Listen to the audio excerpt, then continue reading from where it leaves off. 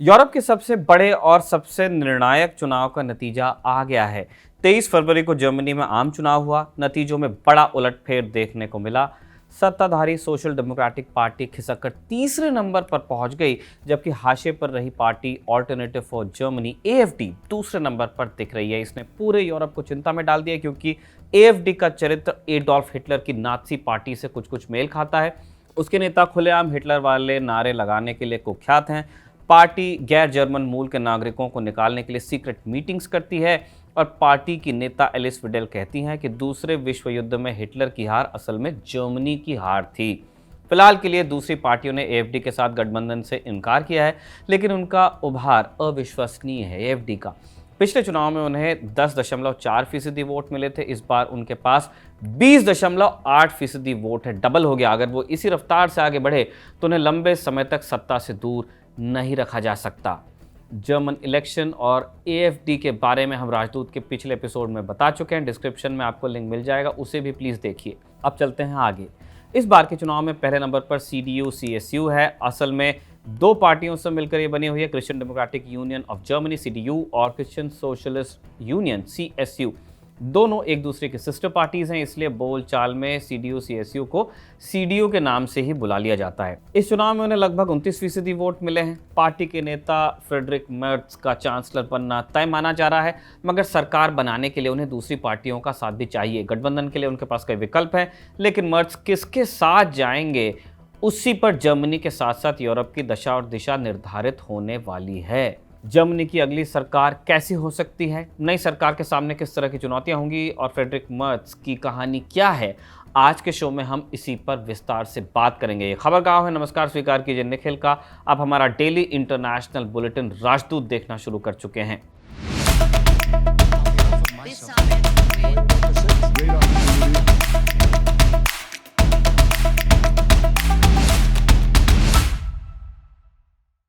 पहले बात जर्मनी में हुए इलेक्शंस की। जर्मनी की संसद में दो सदन हैं, आप जानते हैं। ऊपरी सदन को कहते हैं बुंडेसराट, जैसे कि हिंदुस्तान में राज्यसभा है, जबकि निचले सदन का नाम है बुंडस्टाग, जैसे भारत में लोकसभा है।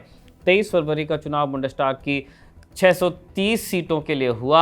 इसमें बहुमत हासिल करने वाली पार्टी या गठबंधन की सरकार बनती है, जबकि बहुमत दल के नेता को चांसलर की कुर्सी, जैसे प्राइम मिनिस्टर होते हैं हिंदुस्तान में। जर्मनी में सरकार बनाने के लिए सिंपल मेजॉरिटी की जरूरत होती है। सिंपल मेजॉरिटी यानी ½ + 1।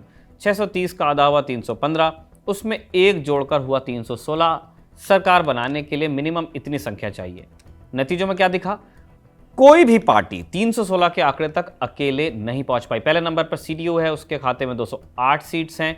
AfD को 152 सीटें मिली हैं। तीसरे नंबर पर सोशलिस्ट डेमोक्रेटिक पार्टी SPD है, उनके पास 120 सीटें। 2021 के चुनाव में SPD पहले नंबर पर थी। चुनाव के बाद इसके नेता ओलाफ शोल्ज चांसलर भी बने थे। उन्होंने 3 पार्टियों के गठबंधन से सरकार बनाई थी, लेकिन नवंबर 2024 में गठबंधन टूटा, जिसके बाद वो संसद में विश्वास प्रस्ताव लेकर आए। वहाँ बहुमत साबित करने में नाकाम रहे, फिर उन्हें स्नैप इलेक्शन में जाना पड़ा। कायदे से अगला चुनाव सितंबर 2025 में होता, लेकिन अभी कराना पड़ा। चौथे नंबर पर ग्रीन्स रहे, उन्हें मिलाकर 85 सीटें मिली हैं। ग्रीन्स ओलाफ शोल्ज की गठबंधन सरकार का हिस्सा रहे हैं। 5वें नंबर पर लेफ्ट पार्टीज हैं, उनके पास में 64 सीटें हैं। बाकी बची एक सीट अन्य के खाते में चली गई है। फ्री डेमोक्रेटिक पार्टी FDP इस बार अपना खाता भी नहीं खोल पाई है, जबकि FDP पिछली सरकार का हिस्सा थी। वो गठबंधन में दूसरी सबसे बड़ी पार्टी थी। पार्टी के नेता क्रिश्चियन लिंडनर को वित्त मंत्रालय मिला था। शोल्ज का झगड़ा उन्हीं के साथ चल रहा था। नवंबर 2024 में शोल्ज ने लिंडनर को बर्खास्त कर दिया था। इसके बाद FDP ने समर्थन वापस लिया, और इसी के चलते शोल्ज की सरकार अल्पमत में चली गई थी। एक ज़माने में कहा जा रहा था कि लिंडनर अगले चांसलर भी हो सकते हैं। अब देखिए क्या हुआ है। अगली सरकार कैसी होगी? फ्रेडरिक मर्ज की CDU सबसे बड़ी दावेदार है ऑब्वियसली, लेकिन उन्हें सरकार बनाने के लिए दूसरी पार्टियों के कम से कम 108 सांसदों का समर्थन चाहिए। यह आंकड़ा सिर्फ 2 पार्टी इसके पास है। पहली है ऑल्टरनेटिव फॉर जर्मनी या AfD, इनके पास है 152 सीटें।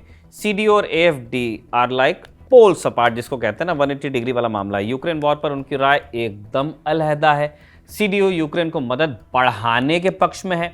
फ्रेडरिक मर्ज पुतिन के धुर विरोधी हैं, जबकि एएफडी डोनाल्ड ट्रंप की तर्ज पर यूक्रेन को अलग थलग करना चाहती है। वो रूस पर लगे आर्थिक प्रतिबंध हटाने की बात भी करते हैं। इसके अलावा एएफडी यूरोपियन यूनियन से निकलने और यूरो करेंसी से नाता तोड़ने पर भी जोर देती है। सीडीओ की पॉलिटिक्स इसके एकदम विपरीत है। चुनाव से पहले सीडीओ ने एएफडी के साथ गठबंधन की संभावना को नकार दिया था। जनरली जर्मनी की सारी पार्टियों ने कहा कि जो भी हो जाए हम एएफडी के साथ नहीं जाएंगे, लेकिन कहना और करना अलग अलग चीज़ें हैं। वैसे हमने अभी कहा कि सीडीओ और एएफडी अलग अलग रास्तों पर हैं, लेकिन दोनों पार्टियां एक एंटी इमिग्रेशन बिल पर साथ भी आ चुकी हैं, लेकिन वो बिल संसद में पास नहीं हो पाया था। बहुत शीशा लेदर हुई थी। वैसे राजनीति में आप ये जानते हैं कि कोई स्थायी दुश्मन या दोस्त तो होता नहीं है, स्थितियाँ बदलती रहती हैं। वो जब भी होगा एक्सट्रीम और ऐतिहासिक होगा, क्योंकि दूसरे विश्व युद्ध के बाद पहली बार कोई कट्टर दक्षिणपंथी पार्टी सरकार का हिस्सा होगी। जर्मनी में बड़ा जोर दिया जाता है इस बात पर कि एक राइट है और एक फार राइट है। एएफडी इस फार राइट, उसके साथ कोई जाना नहीं चाहता। मर्ज के पास दूसरा विकल्प ओलाफ शोल्ज की ही एसपीडी है, जिसको हराया उन्होंने। एसपीडी के पास 120 सीटें हैं, दोनों मिलाकर आसानी से बहुमत साबित भी कर लेंगी। सीडीओ ने एसपीडी के साथ पहले भी सरकार चलाई है। हालिया उदाहरण 2013 का है। 2021 तक लगातार ये सरकार चली। सीडीओ की नेता एंगेला मर्केल तब चांसलर हुआ करती थी। चांसलर बनने से पहले ओलाफ शोल्ज उनके वित्त मंत्री थे। इस गठबंधन में ग्रीन्स भी शामिल हो सकते हैं, जो ग्रीन पार्टियां हैं वहां। लेकिन चुनाव से ठीक पहले मर्ज ने जिस तरह की भाषा का इस्तेमाल किया था, उससे एसपीडी बहुत खुश है नहीं। मर्ज ने कहा, जर्मनी में लेफ्ट के लिए कोई जगह नहीं है। मैं जर्मनी की बहुसंख्यक जनता की राजनीति करूंगा, ना कि ग्रीन या लेफ्ट विंग के बेवकूफ़ों के लिए। हाश लग गया लोगों को। इस पर एसपीडी के शीर्ष नेताओं ने आपत्ति जताई थी। उन्होंने कहा था कि ये मिनी ट्रंप लैंग्वेज है। चांसलर बनने की इच्छा रखने वाला शख्स ऐसी बातें नहीं कर सकता। एसपीडी खुद को सेंटर लेफ्ट मानती है। मर्ज के बयानों की वजह से एसपीडी के साथ गठबंधन आसान नहीं रह गया है। अगर साथ में सरकार बनती भी है तो ये 4 साल चलेगी या नहीं, दावे से अभी नहीं बता सकते। तीसरा सिनेरियो बड़ा पेचीदा है। अगर फ्रेडरिक मर्ज सरकार नहीं बना पाए, उस स्थिति में दूसरे नंबर पर काबिज एएफडी किस्मत आजमाएगी। अभी जो स्थिति है उसमें फ्रेडरिक मर्ज का चांसलर बनना तय ही है।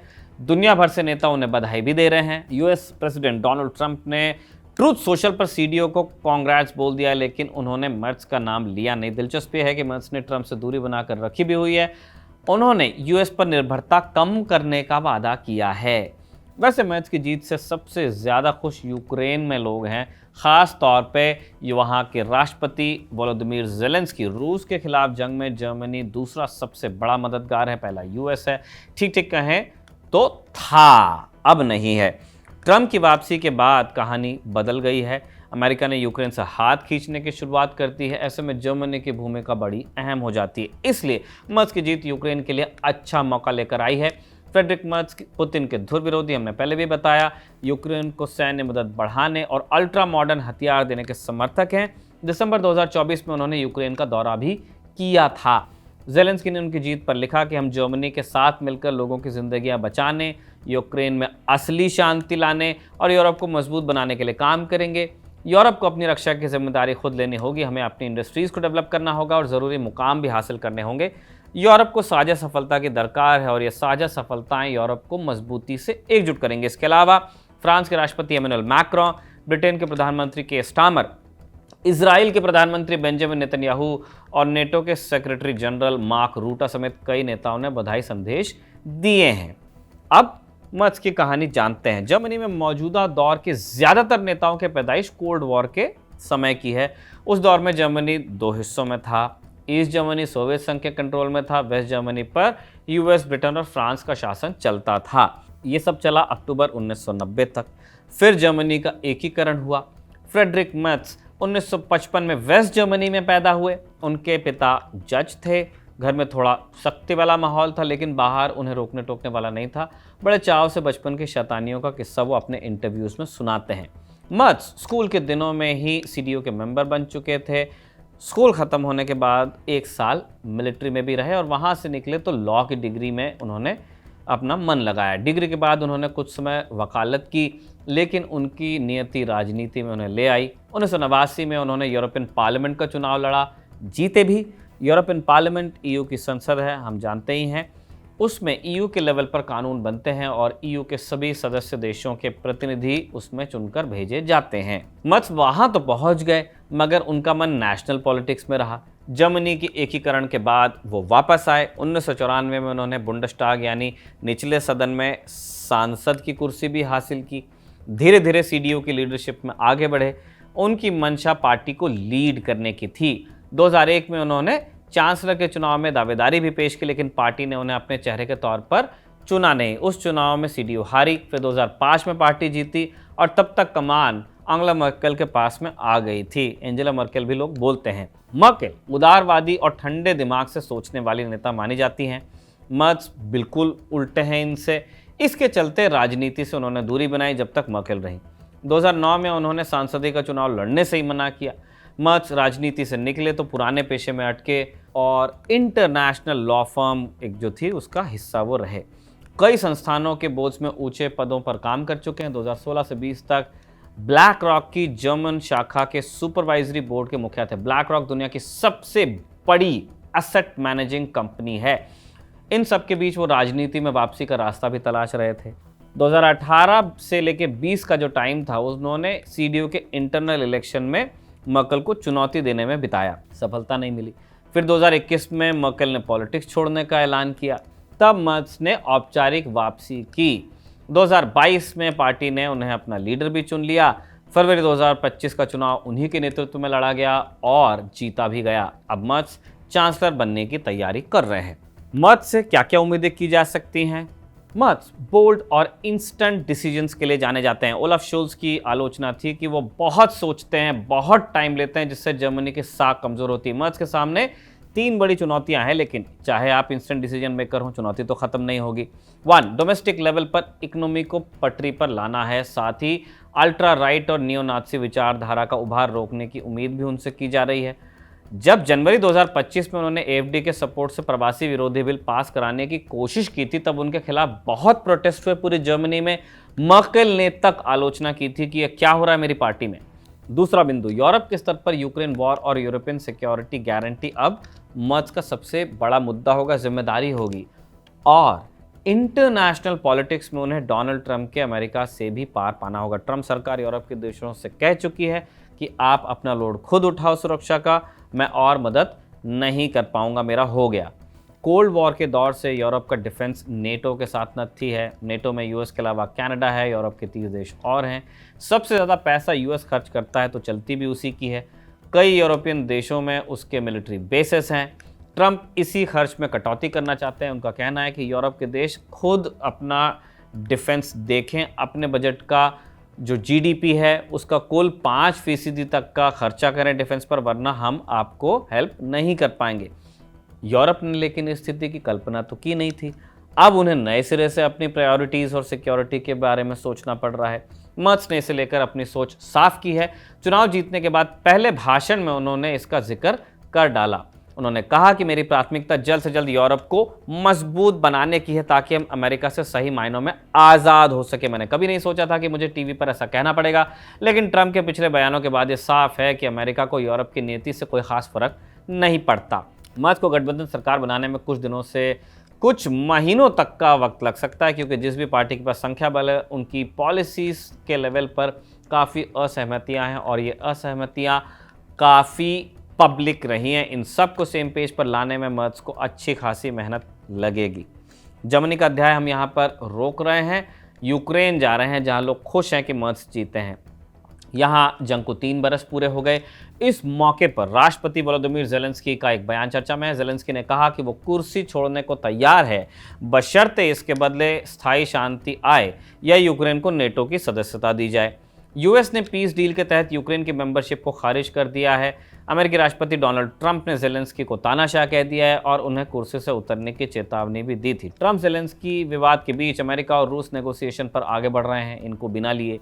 इसके बारे में हम राजदूत के पिछले एपिसोड्स में बता चुके हैं। आपको वीडियोस के लिंक डिस्क्रिप्शन में मिलेंगे। इसी के साथ राजदूत का आज का ये अध्याय समाप्त होता है। खबरगांव को लाइक, शेयर और सब्सक्राइब कीजिए और ये भी जानिए कि खबरगांव किस किस को अभिषेक ने लिखा और इरशाद ने रिकॉर्ड किया। देखते रहिए खबरगांव।